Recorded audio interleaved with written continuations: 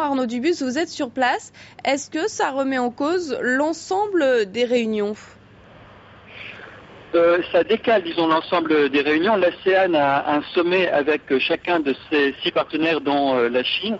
Donc ce qui s'est passé ce matin, c'est que d'une part, les manifestants anti-gouvernementaux, ce qu'on appelle les chemises rouges, ont empêché le Premier ministre chinois de sortir de son hôtel pour qu'il soit à temps à la réunion qui commençait à 9h.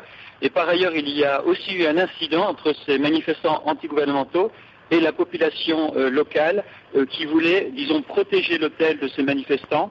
Et il y a eu des échanges de jets de bouteilles de pierre avec quelques blessés. Et donc, les organisateurs du sommet ont jugé préférable de décaler cette réunion, ce qui évidemment va décaler l'ensemble des autres réunions qui étaient prévues aujourd'hui.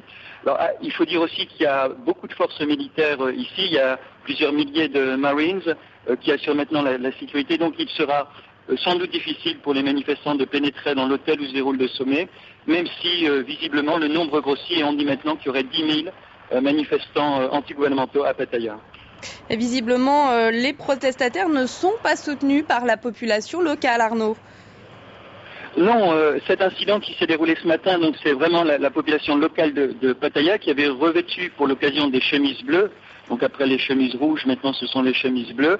Et je pense qu'ils représentent peut-être un peu la majorité des Thaïlandais qui en ont un peu assez de ces manifestations qui affectent l'économie, qui paralysent le pays. Ça dure quand même maintenant depuis plus de 3 ans.